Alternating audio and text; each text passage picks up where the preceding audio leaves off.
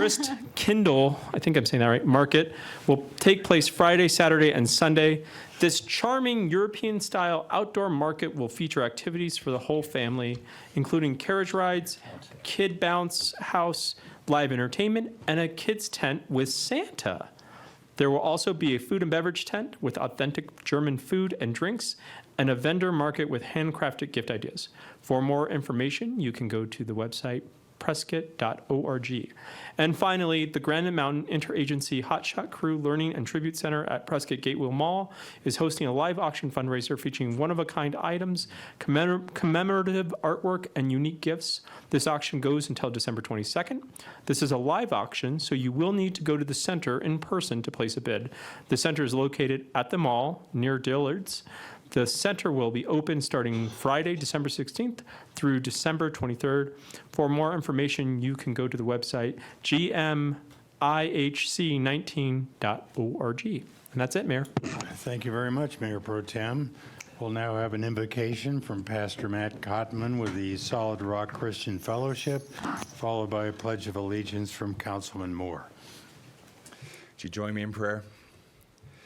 Father, we give you thanks for this year that we have had as we come towards the end of it. You have been faithful. We trust you will continue to be faithful, and we trust for your faithfulness in this next meeting. We ask, Lord, for wisdom that comes from above with decisions that need to be made. We pray for the betterment of our community. We pray, Lord, for ordinances and laws and budgets and decisions that would bring about further flourishing in our midst. We thank you that you are good. We thank you that you are faithful. And we thank you we get to celebrate your son's birth in this season. In Jesus' name, amen. Amen. Please join me in the Pledge of Allegiance. I pledge allegiance to the flag of the United States of America and to the republic for which it stands, one nation under God, indivisible, with liberty and justice for all.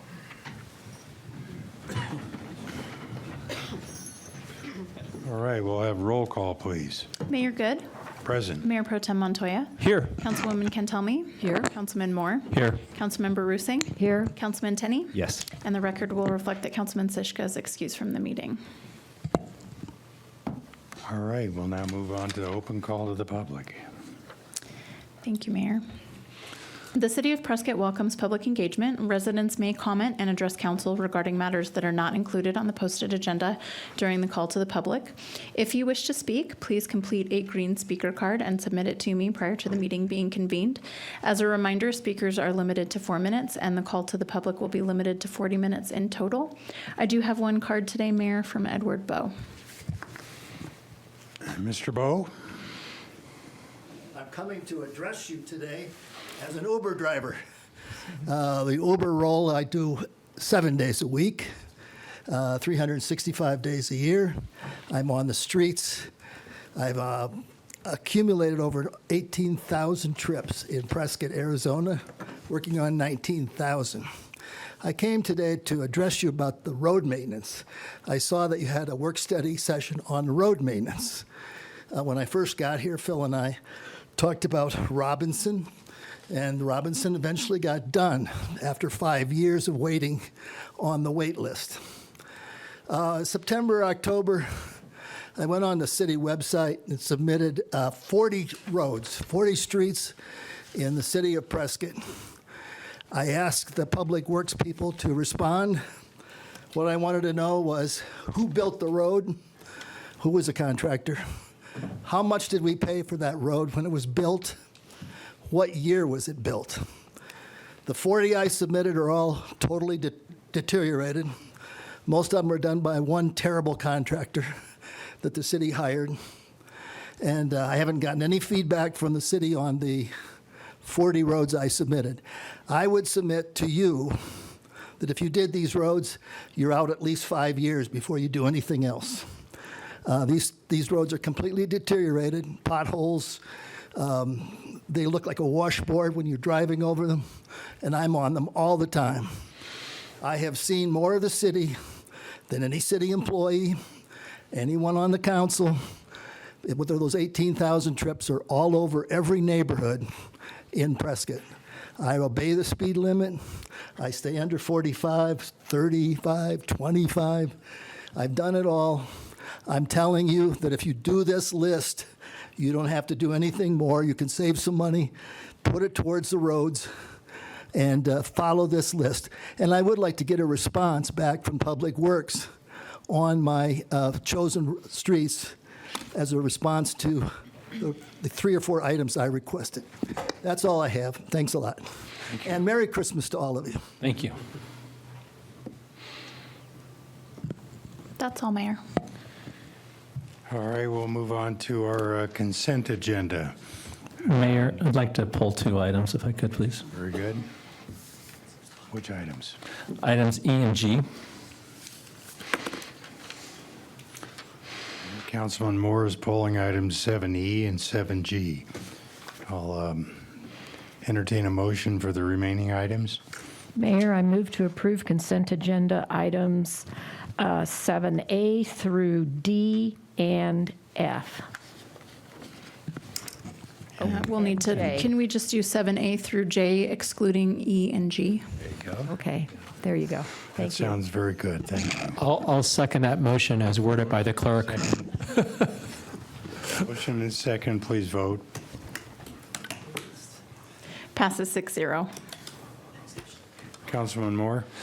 Yes, I just have a quick question on item E. I read through the material, and the question I have is, I know that facility is going to be decommissioned, and I'm just wondering if this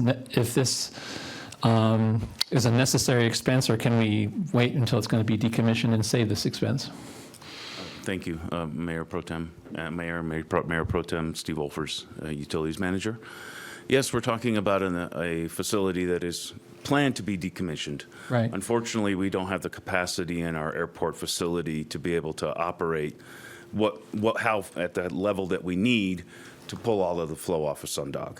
So we do need to continue doing repairs and doing maintenance at that facility until such a time as we can get centralized to the airport. Yes, sir. Can I ask a follow-up question? Absolutely. Thank you. It was my understanding when they redid the recharge facility out by the airport several years ago that was done so that it had the capacity for the city at build-out. So is that not done? I don't want to contradict anybody, but I'll tell you what I know. Okay. Currently, that plant runs at 4.75 million gallons per day. Okay. We're going to need to double the capacity to be able to handle what is coming in at Sundog, because it's not normal flow that we have to deal with, it's a storm flow. And so when we have large storm flows, we have to have a place to put it. It's not like we can store it on the ground. Nobody really likes that. So we are working towards getting to that point. Okay. We'll actually be going into planning next fiscal year in '23 for part of the plant, with planning further on as we go on till probably FY '27, I think, is where we're looking to complete the build-out. So we need to double our capacity at that location Yes, sir. before the Sundog Road will be decommissioned. Yes, sir. Oh, thank you. Did not understand that. And if I might add, we have to do some more plumbing to connect the two. So you remember the Sundog Phase C2? Uh-huh. We did some paving on Miller Valley Road. It was torn The up. trunk main. Right.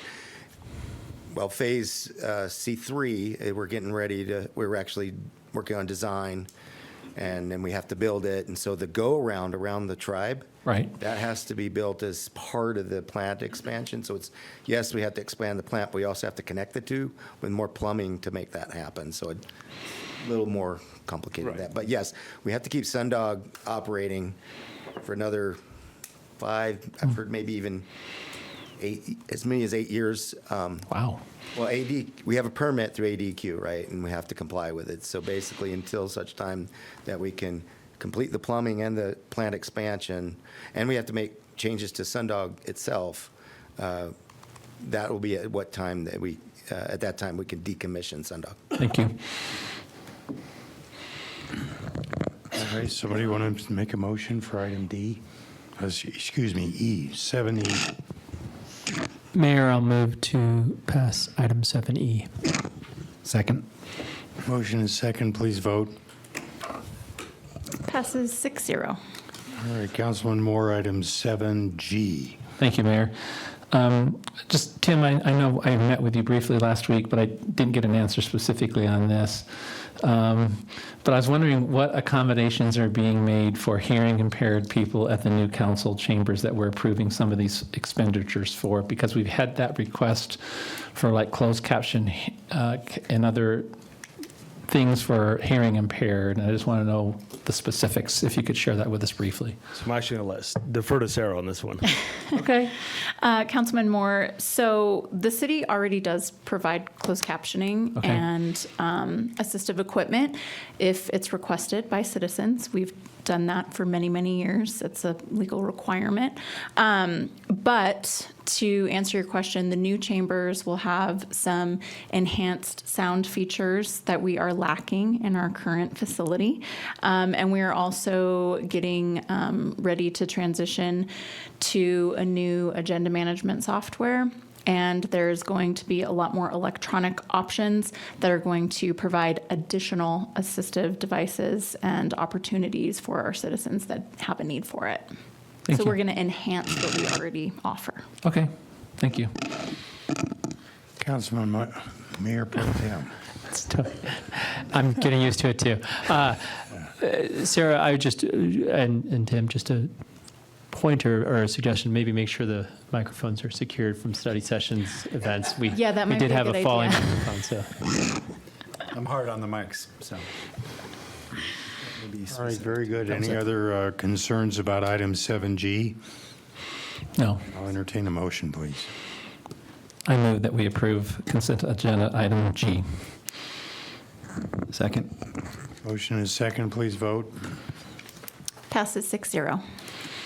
All right, we'll move on to our regular agenda item, item A. Adoption of resolution number 2022-1844, ratifying the establishment of Prescott City Attorney's Office Diversion Program. And Mayor Joseph Young, City Attorney, and Council, thank you. We are discussing today a diversion program and kind of one that's more formal. I should say off the bat, most prosecutorial agencies within the state have some sort of diversion program.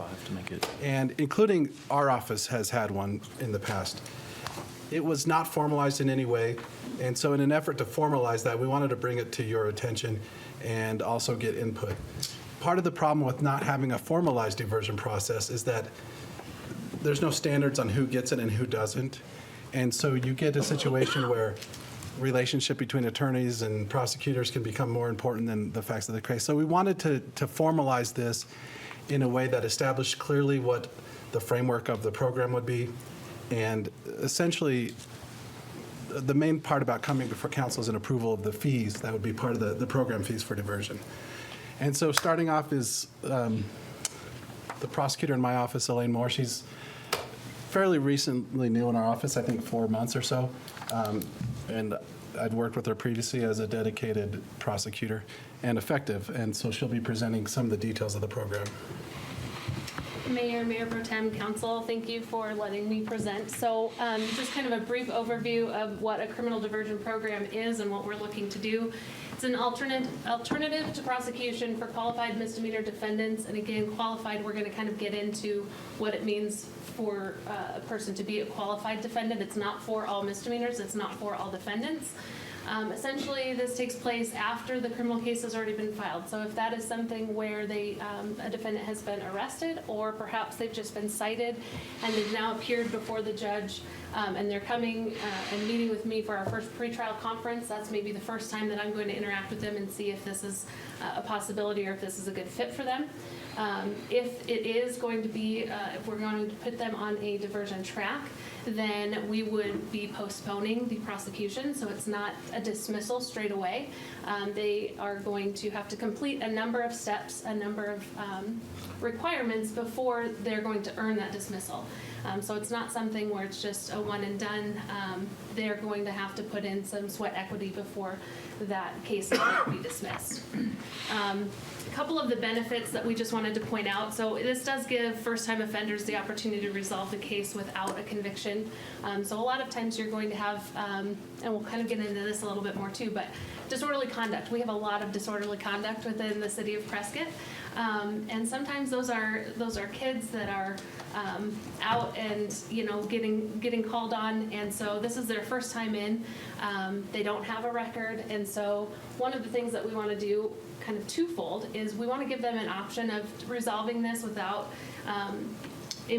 impinging on their criminal record, but then also it does establish that first encounter with the criminal justice system as a positive one. But furthermore, we want to make sure that the participants in this program, that we are connecting them with other resources within our community. Sometimes that's going to be counseling, whether that's domestic violence counseling, whether that's personal counseling for maybe some trauma base that has gone on in their own lives that would be helpful for them in order to have the tools necessary to confront that next, that next issue in a more positive way that's not going to result in criminal behavior. Also, we are going to require community work service as part of that, so they are going to have to give back to the community in which they live. Certainly when we're looking at issues with disorderly conduct or criminal damage where something has been damaged within the city, maybe there's vandalism within the city. I think that it's important that they are then going and again having that sweat equity, giving back to the city that was impacted by their criminal behavior. So it does encourage that involvement and ownership within the city. Also, we just want to make sure that we are going further than just a little bit of sweat equity, but we also want to make sure that we're giving education to those who are coming through our doors and making sure that they're given those resources and the tools that they need to make the better decision the next time that they come into a situation where they could go, they could behave in a criminal route, or they could choose not to. So some of the cases that we see frequently, we have criminal damage. Again, sometimes that is paired with a disorderly conduct if we have perhaps a situation where alcohol is involved and a window gets broken. I know of a couple of windows within the city that seem to get hit more than others. And so, with something like that, we want to make sure that those who are doing the damage are also, giving back to the city and providing a little bit of compensation through their own hard labor, giving back to the city. We also have hit and runs, criminal traffic. Typically criminal traffic, you're looking at like a reckless driving or a speeding that is above and beyond 20 miles above what the posted speed limit is. When it comes to, and we'll get into this a little bit more too, but a couple of those you're going to see are victim crimes, and that's not something that we take lightly, and it's not something that we would be offering diversion to every victim crime. Victims have rights within the state of Arizona, and so we want to make sure that we're honoring those, and no diversion would be offered on a victim crime short of having communication directly with those victims and making sure that they think that that is an appropriate way of resolving the case as well. Driving on a suspended license or violation of city codes. Littering, I've been seeing a lot of littering lately, as well as alcohol in public. And so those are some items where, specifically alcohol in public, maybe we are going to connect these defendants with some alcohol counseling and try to get a hold on the issue that is presenting itself with criminal behavior. Later, we're trying to give them the tools that they need to make the better choices so that we don't see them again for the same issues. So if I Elaine, understand that, if we have... Sorry, I need you to speak into the microphone. Sorry. There will be no victim-related criminal violations that would be eligible for this program. No, so there are some victim crimes that could be eligible, but what I'm saying is that our office would never offer that, would never offer a diversion to a victim-related crime without having a consultation with the victim of that crime to see if they are in agreement with this as a way of potentially resolving the matter. Victims across the board, they have the right to consult with the prosecutor about how the case is handled. That doesn't necessarily mean that they're going to dictate the terms of what happens, and a lot of times they are frustrated by that.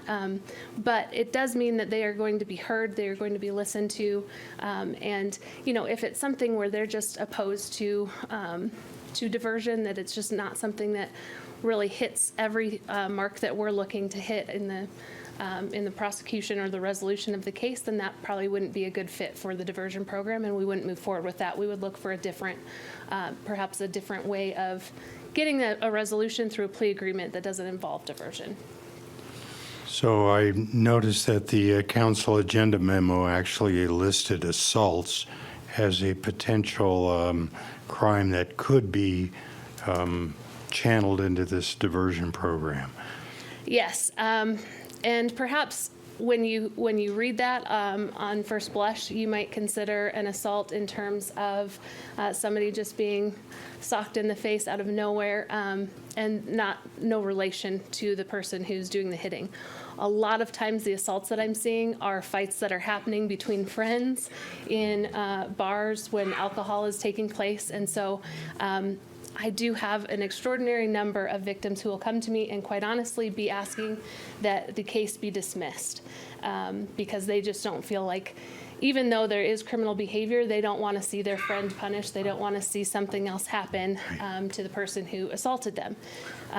I'm not saying that that happens in every case, but that is something that I see on a pretty frequent basis. And so, again, that would be something that we would look at. But again, if this is something, and this kind of goes into who is eligible, it's only first-time offenders. So if this is somebody who I've seen frequently, diversion isn't even going to be on the table for these individuals. We're not going to discuss it. It's just going to be you're not eligible for it. And to that end as well, before we ever offer diversion, we'll be doing a criminal background as well, so that I will know what the criminal history is prior to meeting with those defendants. So if there is any type of criminal history in their background, then that would not allow them to be ineligible. We talked about that eligible misdemeanor defendants. They wouldn't be eligible for the program then. So it's a little bit of work on the front side to make sure that they're eligible. But we want, again, kind of to what Mr. Young spoke of, we want to make sure that there's a standard in which everyone knows this is how you become eligible for the program. This is why we're doing it in this capacity, and then that we're following through with that. Councilmember Roosing. Thank you. Welcome. Thank you. I have two questions. Will juveniles be included in this program? And what about the homeless? So juveniles, our office really doesn't handle any juvenile activity, so that's going to be through the Superior Court, actually. That's where all of your juvenile cases will be. And so, no, we wouldn't be having any juveniles within our diversion program. And as far as the homeless, I mean, I would say any defendant that comes through, I would certainly be, if it's an appropriate resolution for them, then that would be something that we would look at if they're eligible. And again, it's a big if they're eligible, because there's several things that are going to make them eligible. And so I would certainly look at it. I'm not going to dismiss a diversion program simply on that basis, but it would be something that we would have to look at closely in terms of is there anything else that's preventing eligibility, which is what I will do with any defendant that I meet with. Okay, thank you very much. Yes. Again, so first-time offenders, they would have no previous felony convictions. There would be no violent or serious offense convictions either. Any of those types of convictions are going to make them ineligible for the program. I say typically non-victim crimes because, like we've discussed, there are going to be some victim crimes that it may be appropriate, but that's going to be a very few number, and like I said, that's going to be after we consult with the victim in those cases. Councilman Tenney. Thank you, Mayor. I've got a question for when you've completed your presentation, if you had a chance to do that, or... I have got a couple, and then Go ahead. Mr. Young is going to. Please, yeah, if that's all right. Okay, sure. So if the offense involves any type of exhibition of a deadly weapon or dangerous instrument, that offense in and of itself is not going to allow it to be diversion eligible. And then they can be previously enrolled in a diversion program. So if somebody comes and they've gone through a diversion program through our office, even though it might not be the same type of offense, we're not going to have a frequent defendant come in and have diversion program after diversion program after diversion program. Again, it's a one-time opportunity. It's to give help, give the resources to not choose criminal behavior in the future. And so if after using that one chance, criminal behavior is chosen, then we will look at prosecution and what we need to do along those lines as far as resolving the case. This is just kind of an outline of what we're looking at for what would be required in order to be considered a successful completion of the program and to be able to have your case dismissed. So first and foremost, you're going to do a recorded participant interview, and there would be an admission of conduct. So essentially, that's going to be they have to come in and they have to admit that they did commit a crime. I think it's important, and the program in and of itself relies on the fact that you have to take ownership of and responsibility for your actions, and part of that is admitting, yes, I did involve myself in criminal activity, and I'm holding myself accountable. One of the things that this can come back into play is that if, for instance, you don't do all of the program requirements, like I said, you're not going to get this case dismissed until you can successfully complete everything. So if you don't, now we have, and they are aware of this, that we have a recorded admission admitting to the crime that they are being prosecuted for that could then eventually come back during prosecution. So that's something that we start off the program with. They also, it's going to be a minimum of 10 hours of community work service. Now that will change. It will go up. It will not go down. Like I said, a minimum. Everyone will be doing 10 hours of community work service. That'll be something that we will be funneling over to the Parks and Rec to create a work service program. And so the city will be benefiting through the community work service that each of these participants, at least 10 hours, like I said, but some are going to necessitate more depending on what the crime was, maybe how much damage was caused. That's going to impact how many hours you're going to serve. You're also going to complete a life skills program. This is going to be an online program. I think the least amount that I've seen is like a 6-hour program, but typically this is going to give education and resources in, a lot of times it's in your thought processes, what got you to where you chose to engage in criminal behavior, or maybe what are those triggers that you are engaging in your life that are then leading you to situations where you are faced with committing criminal behavior. So they have to successfully complete that. They will turn that class into our office as well. The enrollment in counseling, we kind of talked about that. If I'm seeing a lot of alcohol, or that it appears that alcohol seems to be a contributing factor, could be something that we're looking at sending them off to do an alcohol evaluation and any recommended treatment. So we're going to send them to a provider here within Prescott, have them evaluated, and then usually that recommended treatment is going to be, could be 4 hours of counseling, it could be 16, 32 hours of counseling, and then they would have to complete that before they would be successfully completed with our program. Now, as it relates to any victim crimes, if there's any restitution whatsoever, that's going to be part and parcel of what they have to agree to be part of the program, is that restitution is going to be paid in full. We want to make sure that our victims are made whole if they are a victim of any crime. And so that's going to be something that we are very vigilant about, making sure that that's paid up front. Typically, if we were to have a case go through our system and perhaps we have a restitution hearing, or maybe they even agree to restitution, the court will set up a payment plan, and that payment plan could be $50 a month for however many months until they pay off that restitution. In this case, what we would be looking at is that payment would need to be made in full, so that at the conclusion of that program, our victims are made whole, and they're not waiting for the payments to come in on that monthly basis, or sometimes sporadically if the court loses track of a defendant or the defendant stops paying. And then finally, and something that Mr. Young will talk about a little bit more, is that program fee. Certainly to administer this program, there's going to be a lot of efforts put in on the city attorney's office side, personnel who are pulling those criminal histories, looking at those, and then following up with all of these defendants, making sure that they are completing the community work service, they are completing their counseling or any treatment, and the life skills program. We are going to have somebody that's following up, and then that recorded interview, that'll be something that's done on the front end of the system as well. So our program fee will go to recoup some of the costs that the attorney's office will incur as part of developing and administering this program. Yeah, and if you're not involved heavily in the criminal justice system, the diversion program you've probably seen the most often, or may have actually seen, where you probably haven't seen the other programs, is a defensive driving course. A way to avoid the criminal history, but it still requires something of you. And so these programs can be done different ways, but the way that I found to be the best is through a process where it remains active in the court. We file a notice to stay the prosecution, and then at the end, if the diversioner is unsuccessful, we file a notice to resume prosecution, and then it just starts from there, but with the recorded interview of admission that Ms. Moore talked about. Assuming they complete the program successfully, the charges are dismissed, and their criminal record remains spotless at that point. Through the same time, there's certain benefits to the city.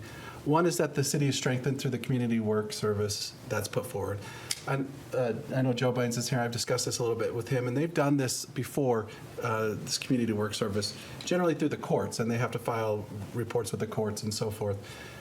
So that is already set up to be doing that, but instead it will come to our office and we'll monitor that and make sure that's been completed. The participant is introduced to these helpful resources that Ms. Moore talked about, primarily and especially where there's any sort of alcohol involved, there'll be alcohol treatment required, and just introduces them to that resource that they can use in the future, even if they're not involved in the criminal justice system. And I think the big thing is it improves court efficiency and frees up court resources for more serious cases. The most serious case, from my perspective, in the misdemeanor level, and that's all we handle is misdemeanors, not the serious crimes. And Ms. Moore kind of put up serious, violent, dangerous. All of those are defined in the code. So those are defined terms that have their meaning. We don't prosecute those cases. But having said that, the most serious crime that we deal with is DUI, essentially. And DUIs would not be eligible for diversion. For DUIs, there's a process set up with escalating punishments, and that's all set up by statute. And it's better to go through that process than to deal with it through some sort of diversion. Now, as far as the efficiency, we prosecute about 2,000 cases a year, which is honestly a huge number. I would say that in my experience on the criminal side, most prosecutors don't get more than about 200 cases a year. So Ms. Moore's at about 10 times that much right now. So this does free up the court resources, for one, which we pay for through IGA and city staff, but also the prosecution resources to focus on DUIs, for example, and some of the other more serious crimes, and the more repetitive offenders as well. We've touched on this. I'll be brief. In terms of the city benefit, it provides a reasonable middle ground for residents in the program. It is not getting off scot-free. It's not necessarily a slap on the wrist either, but it allows them to avoid the criminal record that can really impact their future decisions. It's self-funded. That's the purpose of the program fees that we're coming here today. And in some ways establishes additional revenue for my office and for the city to be able to provide the resources. It helps beautify the city through the work service program and increases the focus on more serious crime. And as I mentioned, it addresses that judicial efficiency. Now, this is the authority established under Arizona revised statutes to deal with these types of crimes. Both in the city statutes and the county statutes, there is a contemplated diversion programs. And sometimes they're called diversion, sometimes they're called deferred prosecution. But it's these types of programs, and it's allowed under state law. The county rules are really more extensive, and primarily because they're dealing with felonies. But county prosecutors are required to follow regulations promulgated by Arizona Prosecuting Attorneys Advisory Council. And the cities don't have those same requirements. And that's why sometimes it's less organized than I think it should be. But that discretion to establish a program does rest in the office of the city prosecutor. And that's the statute there noted. Having said that, I know I created the diversion program previously. Ms. Moore and I both have dealt with the diversion quite a bit, and we have an idea of what we think diversion looks like and what the best practices are.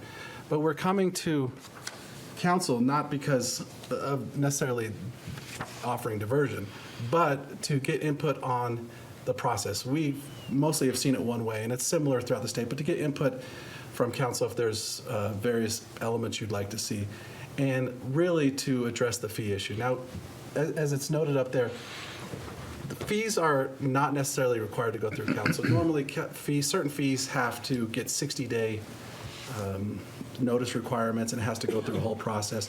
In this case, it doesn't. It's not a tax or a fee on a business, and there's a specific exemption to going through that process for program fees, where it's a program activity, and this is a program, the diversion program. So we would ask approval of the fees, $350 per person that enrolls in the program, and any other input that the council might have. Now, Councilman Denny. Thank you. Well, perfect. I'm glad that I let you finish because you addressed some of my questions very well. I appreciate that very much. Excellent presentation. Love the idea in general, the idea of diversion instead of prosecution. Obviously, I think would appeal to most people given proper parameters.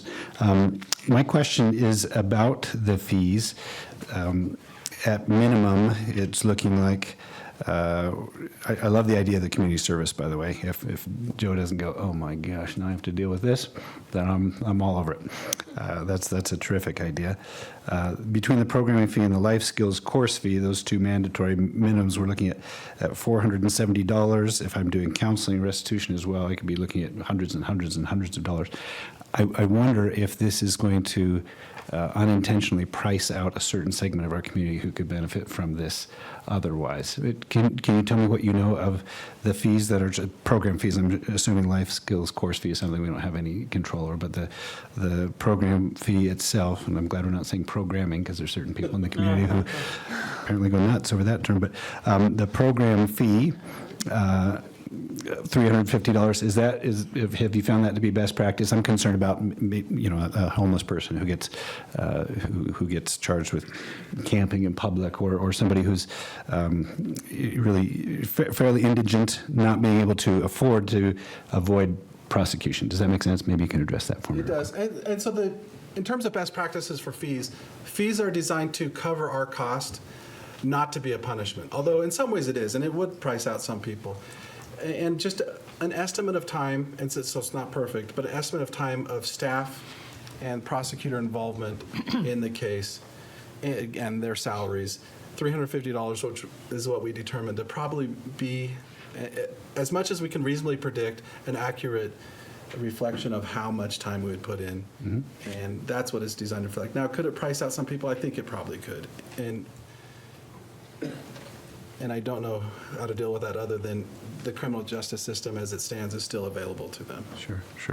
So do you know how that compares to the fees in other programs you're familiar with? Is that right on par? Is that a little higher, a little lower than most places? I don't expect you to do a full study, but... So the way that some counties do it, for example, Maricopa County and certain cities throughout Maricopa County, they actually hire third-party providers. Okay. And so those costs are set by the third party to fund them. Sure. And I would say that $350 is fairly average on the low end compared to, for example, felony cases. This could be substantially higher. Sure. I know that our previous program, because we were dealing with felony offenders, was $1,000 for entry into the program. So I would say it's on the mid to low end. Okay. And then just one real quick follow-up question in the same vein. You mentioned this will free up city legal resources, et cetera. Is there not some cost savings then to the city in that respect? And have you already figured that into the $350 fee? So we're saving money on this end, we're charging on this end. Is that all part of the same equation that's been No, because considered? I think it frees up some of the city resources, but there's still that time spent into it. So in terms of the cost savings of not spending money on this person, no, we haven't looked at that. Only the cost to provide that program to the individual. Okay. I certainly want to have the city be operating at a loss every time we do this, but at the same time, I hate to be in a situation where many of the folks who could otherwise benefit from this just say, sorry, we're going to have to prosecute you. You don't have the $470 minimum to enter into this. That's my only concern. Certainly, we're open to input on the fee as well. This was a number that we estimated, but we are open to that as well. And in terms of the overall impact and how this looks, as I mentioned, we handle about 2,000 cases a year, Yeah. go up or down. And Ms. Moore estimates that maybe about a quarter of those cases could be eligible for. Okay. And then of those, so that's roughly 500. And then of those, they'd have to agree to it, and they may just prefer to pay a fine and be done with it, or handle it through this criminal justice system. But I think we're looking at a decent amount of people that would be eligible for it. Okay. Fair enough. May I just add two things? First and foremost would be what we established as far as the program fee goes. I think that there has been some work into how they can pay for that, and we certainly, while they're on the program, restitution is going to be a different issue because we want to make sure that victims are compensated up front. But the program fee is something that we can work out a payment plan while they're in the program so that they can come and pay that fee. Perhaps they do 3 payments or something like that to make it a little bit more attainable for them as it relates to that. As it relates to what Mr. Young just said in terms of some choose not to have the diversion, I just came into a situation where when I was presenting what our diversion program is going to look like, they were shocked at just how much we were requiring that we give back to the community as well as educate and inform the defendant as far as their behavior. They did choose to go a different route and just plead to it. And so that is certainly something that's available to them. But if it's something that they want to choose to eliminate that criminal record, then it's at least available and an option, although they might not like how much we're requiring of them. Okay. Well, if it's pretty standard, if it's best practices, I'm fully in favor, and I'm hearing it is. So, thank you. Mayor Pro Tem. Thank you, Mayor. I appreciate Councilman Tenney's comments. It occurred to me, too, it sounds like it's a little bit of a tough nut to crack with the costs, and it seems like you guys are more or less in line with what seems appropriate. I had 2 questions, and I don't necessarily expect you to have done this research, but maybe you can anecdotally speak to this from your previous experiences. Is there supporting evidence that shows that this type of program combats recidivism among people in the community? I guess that, to me, the idea is that the ultimate goal of a program, diversion or otherwise, and I think about, Mr. Young talked about the idea of criminal speeding. I've had one of those, unfortunately, in my past, and certainly availed myself of the diversion program. And I'll tell you, I drive a lot slower now because of that program. And so I guess in that anecdotal experience in my life, I know that, that has had an impact. Have you seen that in the community that you came from in this? I have seen it. And so you have the kind of habitual offenders that this isn't going to be offered to and probably wouldn't help anyway. But there are a lot of people where, in my experience, it does help and combat recidivism, and primarily because they don't have a criminal record that prevents them from maybe getting a job that they would like to get. Right. So it has been one of those benefits where it allows people to kind of wake up, understand that their actions have consequences without having to impact their future. Well, and then this goes in, I guess, into my second question too, which you guys, I think one of the things that I like that I'm hearing most about this program is connecting people with resources. And I think if someone, has a drinking problem and that's causing them to break windows, then maybe if they identify and work through that program. And so I think, yes, having them go through all these programs, I'll agree with the person. It does sound onerous, but it also sounds like it's the potential to get your life on the right track if it's on a wrong track. So I would just say that, I guess can you expound on the resources a little bit more in terms of what those look like? Or are they tailored to the offense? They're tailored to the offense. We have a kind of a laundry list of online programs that we generally will use. And the goal is to, going forward, find local programs as well. So the programs that will be initially offered are the ones we know of, that we've dealt with and are comfortable with, and those are all online programs. But the goal is to find local agencies that offer the same programs and be able to deal with it in that way instead of just online programs. Sure. Thank you. Councilwoman Cantelmi. Thank you for the presentation. I just had a process question. So if somebody came in for a DUI and they were 18, they have to be an adult, correct, to go through this program? Yes. Okay. But not a DUI wouldn't be eligible. Okay. And let's say the court orders them into treatment, would their insurance then kick in for the treatment theoretically? Or who would pay for that? I mean, obviously, they'd have to pay for it one way or the other. So I'll address that, and maybe you have something to say too, but this would be, it's kind of a secondary question. If court orders treatment, does insurance pay for that? And the answer is sometimes yes and sometimes no. This would be separate, though, from that. Okay. Where this would be not court ordered. This is by contract. It's an individual contract with each defendant. And then they can seek out their insurance to pay for example, alcohol treatment. And they may or may not have insurance coverage that pays for it. And so it just will depend on the situation. It's a possibility, but they may not, and it still remains one of the program requirements. And then would your office also be responsible for laying out the terms of, let's say, restitution?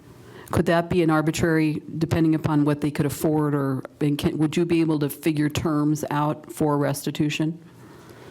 Well, if they are going to be a part of the diversion program, then yes, we'll work with them on the restitution. But restitution, because, so I guess the other thing that we should maybe mention is that our vantage point of what this program looks like is 90 days. They should be able to resolve all of these things in about 90 days.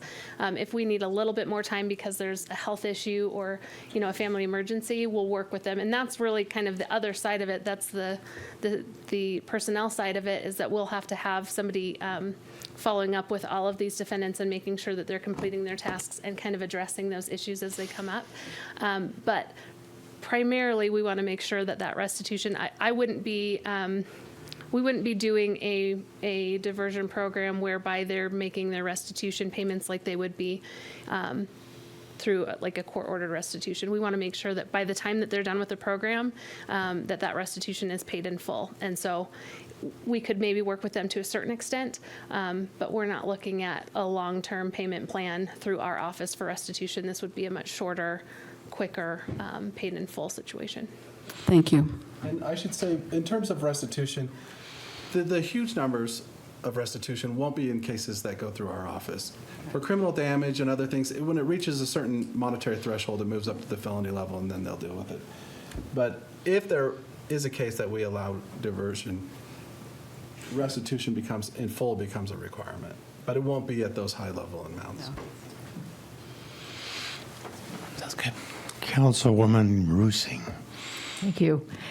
It sounds like this program is very valuable because it will incentivize the first-time offender to become responsible for his behavior, and it'll involve early intervention to prevent the behavior from continuing, and it just might decrease our crime rate. So thank you. Joe? Thank you, Mayor, Council. If I could, Joe Baines, Recreation Services Director. We do have experience with this program through the courts before, and it was pretty successful. In order for it to be successful, it needs to be pretty robust. In other words, we need to have 10,000 hours we can get out of it, because what we do is we put team leaders with them, and they work right with them and get the work out of it. But, at 10,000 hours, that's about 5 full-time positions. So I guess when you're considering the fees, you might consider there's some cost savings to the city, and that, number one, it's difficult to find that kind of help right now, and number two, that kind of cost offset is pretty significant. So just wanted to point that out. Great. I'm not sure what your reference to 5,000 or 10,000 hours is relative to an individual offender. Yeah, so 2,080 hours is a 40-hour week, 52 weeks, and 10,000 hours would be about 5 people, 4.5 people. So it's pretty significant, and especially when it comes to weed abatement, which, as we all know, the weeds all grow at the same time. So the more people we can put on them more quickly, the better the appearance of the community is. So it is quite a few labor hours that we're able to save. The program kind of died a few years ago because the courts weren't assigning as many, and it got down to where we were doing 1,500 hours a year, and it just wasn't enough to really keep it going. So. Mayor Pro Tem. Joe, can I ask you a question? So is the county not running a program, like a diversion program, that you're able to leverage in that way then? No, not anymore, Mayor Pro Tem. It just got to the point where the hours got so low, and I have staff members that would go out. We had a van, and we would load them up in the van and take them out. And it just got to a point where if I have 2 offenders and we're taking them out for 4 hours, I've just tied up, one of my guys for, basically blew his days. So it needs to be robust, and that's why I think the fees are. Have you seen any, I guess part of the reason I'm asking is, have you seen any indication on the county side to revisit this program on their end? I have had a discussion with Mitch Padilla about that, and there's a possibility that he seems to have an interest in that. Of course, he doesn't take office for another couple months, and we'll continue to talk about it. But again, in order for us to put the resources into it that we need to put into it, which is weed whackers and the tan tools and everything, which we still have, and have somebody staff it, because we found to get the work out of the people that you want to get out of it, you got to work hand in hand with them. It isn't like a chain gang where you just, sit off on the curb and let them work. You show them how it's done, keep the weed whackers going. So the more hours we can get, the better the program is and the more benefit. So if I'm hearing you right, it sounds like this program would in some ways give a foothold to have the county revamp their program as well? I believe so. All right, thank you. Well, several of my questions, I think, have been answered. I know I had a number of people talk to me, and they were concerned about this reference to assaults and having people that were victimized have their victimizer be taken off the hook. So I think at least my primary concerns about the level of potential violence that's being allowed to be excused would be very, very minimal. Sounds like, and this is another thing I think is good, that these be fee-based, and the people that are paying the tab for the program are the ones that would potentially benefit from it. So I don't think we're going to be increasing staff at all in your office. It's just being able to utilize the resources more efficiently. I am a little bit concerned about any time we put a new program into effect and we're expecting certain results from it, that we actually get those results. And I think I'd like to see this maybe qualify as a trial program, maybe put together for the end of fiscal year 24. That way you've got maybe 18 months to put into effect, make sure it works the way it's supposed to work. You can come back and give us a report showing that it's achieving its intended goals. And then at that time, the council can decide to either make it permanent or extend it or whatever. Sometimes programs like this that are put into effect have a tendency to have a life of their own. And if it turns out there are some unintended consequences, it's sometimes difficult to correct them or change them. So I would propose that we approve the creation of this program for through fiscal year 24, which would be June 30th of 2024. And that would give a good year and a half to put into effect, and then it's almost like zero-based budgeting. You can come back and justify the program, and that gives us a chance to evaluate its effectiveness, and either we can make it permanent or extend it for another year or two, or whatever our decisions are. So those are my comments.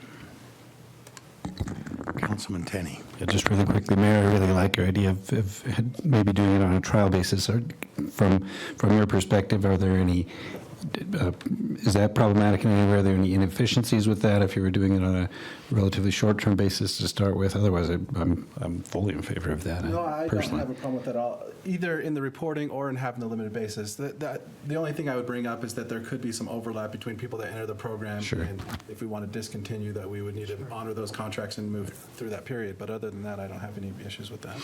It's easily manageable. Same? You feel the same? Great. And that brings it into our budget process, too. So as far as the budget for your department and things like that, it would mesh well. I agree. Good recommendation. All right, I'll entertain a motion. Or should I make my own motion? I think you might need to, because I don't know that.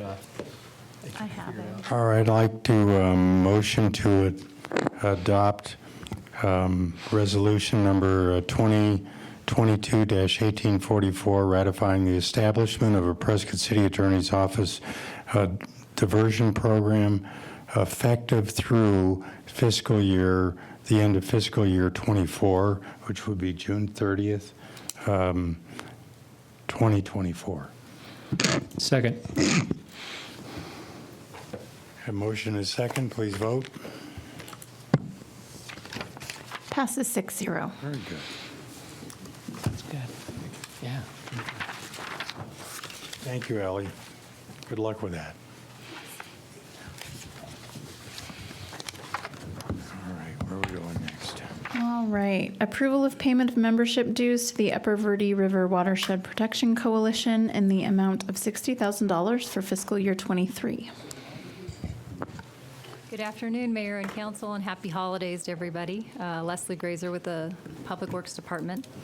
On your memo for this, it talks about current activities, so I was just going to run through those, list of them real quickly of what's going on, and then open it up. You may have questions that you want to ask versus hearing my perspective on how things are going, or you can be more direct with their questions. So the current activities for this coalition is they do have 4 active grants. One is wrapping up, though, fairly quickly, so it's going to take us down to just 3. And their timetables are typically to 2024. One goes to 2027. It's their reimbursement grants, so it really depends on the work being done for the funds to be reimbursed. After that, as you're aware, the city sent a letter November 18th to the group, and it had some requirements in there. While that was being formulated, the coalition leadership was working to prepare for a facilitated meeting and selecting a facilitator. That facilitated meeting did occur on December 8th. And then the next board meeting coming up for this group is going to be for January 25th, 2023. So as you're aware, we're here today to see if you'd like to move forward with payment of the dues, but you also had a lot of questions. So I'm happy to answer on any of those topics or more if you have something else. Well, Mayor Pro Tem, I know you've been very much involved with this organization and the concerns that we've had as far as funding and performance. So you're recognized. Thank you, Mayor. I'll say that Leslie and I both attended that strategic planning session on Thursday last week. I was heartened by the nature of that meeting. Leslie and I had a chance to kind of talk about concerns that had been expressed by council prior to that meeting, before we walked into the meeting, and kind of made sure we were on the same page. And I think that the biggest thing for me is that this coalition is operating off of an intergovernment agreement that is more than a decade old at this point, I think. Am I correct in that? Right. And so I think it needs to be, and what was heartening for me was other members of the coalition talked about, yeah, we need to revisit this and re-identify this. The priorities that Leslie and I talked about that I think remain pretty important for this coalition going forward is the revision and the updating of that IGA. And I think in my mind, this is kind of reestablishing and clarifying the mission of this organization. It was formed many, many years ago, and the facts on the ground have changed substantively. And I think it's worth kind of revisiting that. I think that may involve, in my opinion, potentially another strategic planning session around that specific idea. So that's just something to be aware of. And also establishing some guidelines around budget reporting process. I think one of my initial frustrations being part of this coalition was that there was no reporting out of budget process that was happening for whatever reason. And I think I don't think that's through any sort of malicious intent. I think there was just confusion because this town of Prescott Valley operates as the fiscal sponsor to this organization. And so I think it just got wrapped up into their internal bookkeeping.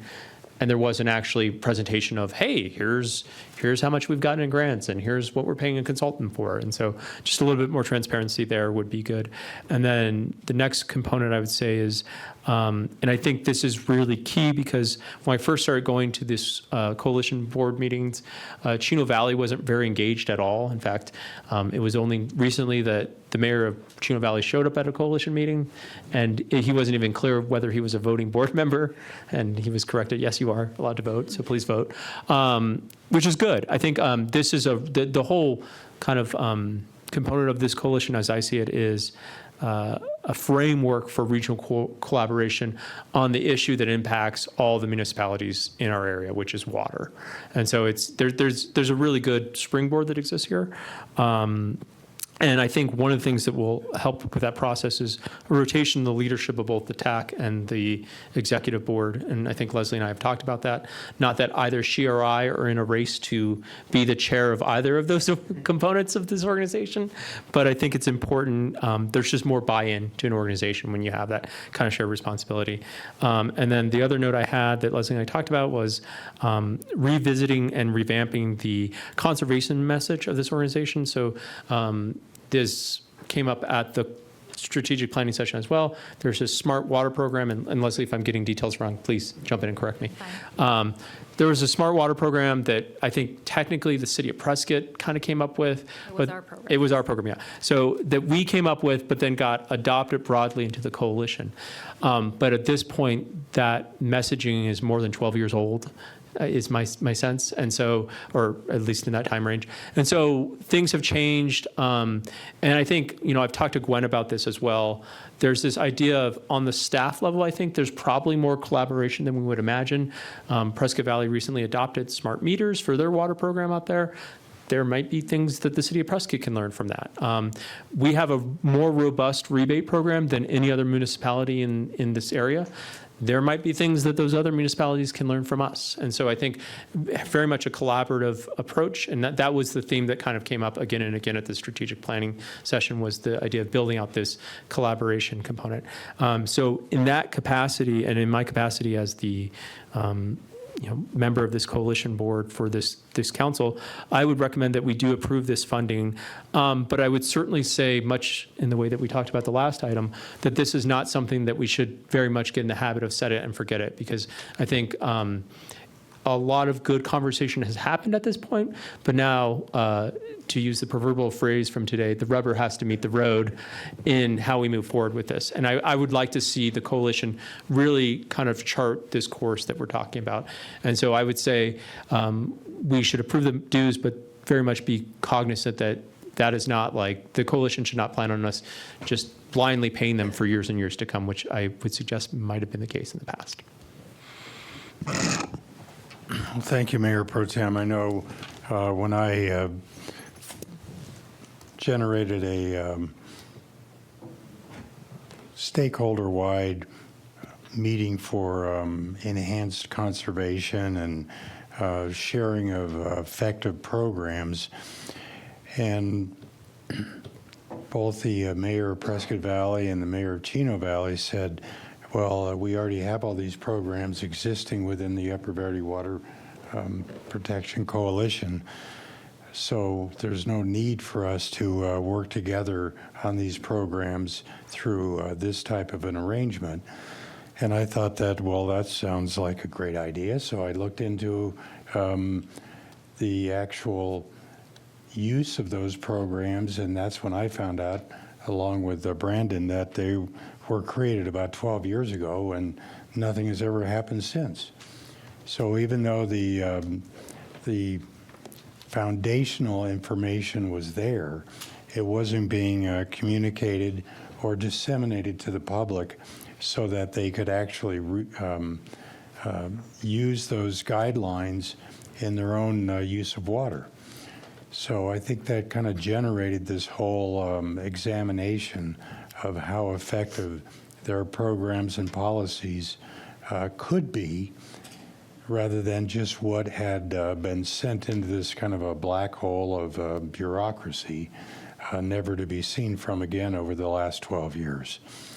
So I think with that regeneration of some transparency and expectations, with maybe some legitimate facilitating of programs that can be publicized to the users in these areas, there's a chance that this could be very effective and help the broader area of water users being able to use their water resources more efficiently.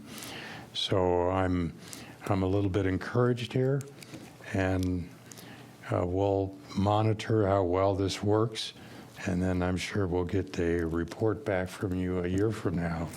Well, I'll lean on Leslie for that to come back to you and do some heavy lifting for me. So obviously, Mayor Pro Tem knows how to delegate. But thank you, Leslie. So I'll entertain a motion on this one. Mayor, I move to approve payment to coalition membership dues coalition membership dues for FY 2023. Second. A motion and a second, please vote. Passes 6-0. Very good. Thank you, Leslie. All right, now we're moving to our last item. Approval of multiple contracts for items related to supply and delivery of water and wastewater treatment chemicals as follows. Number 1, city contract number 2023-115 with Hill Brothers Chemical Company. And number 2, city contract number 2023-116 with Applied Products Group. Mayor and Council, Steve Olfers, Utilities Manager, coming before you to ask for permission to contract with a couple of our contract vendors that provide chemicals for us. These two specifically, Hills Brothers and, Applied Products, provide chlorine chemicals for us to disinfect the drinking water as well as disinfect the effluent at the wastewater treatment plants. These are required by EPA and ADEQ, so we kind of need to keep everything chlorinated. And so these two contracts would allow us to continue purchasing those chemicals from these two companies. And that's all I have. So are we accessing a predetermined contract as was negotiated, or is it simply an extension of what we've always been doing? I believe, and I don't get into the bookkeeping side of things too often, but in this case, we had to renegotiate because the costs of the old contract were prohibitive, and so the vendors have asked us to renegotiate for the cost of them. So this was a publicly awarded city contract bid? Yes, sir. That's what it says on the budget. So it's like we had, what, 1, 2, 3, 4 bidders? I believe there was 5, but 5, including one no bid, it says. correct. Oh, I see that, And yeah, so, right. but not all the companies offer the same Right. chemicals for the bid. So you'll be able to utilize different line items on this series of awards for the particular needs? Yes, sir. I believe one of your programs or the processes? I apologize. Yes, sir. We'll be able to award contracts as needed. At this point, the chlorine is the contract that's up for All approval right, today. very good. Questions or concerns? I'll entertain a motion.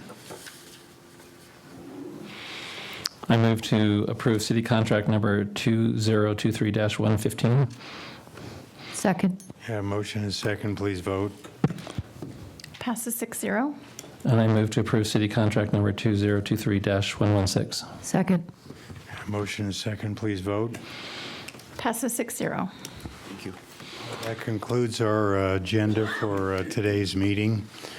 I do have, I keep a long list of quotes from one of my favorite presidents, Ronald Reagan. So I'm going to combine two today, just because one of them seemed to be so appropriate to our study session. The first one, it says, and this is relating to community leadership and leadership at home. We have found in our country that when people have the right to make decisions as close to home as possible, they usually make the right decisions. And then secondarily, all great change in America begins at the dinner table. So this voting session is adjourned.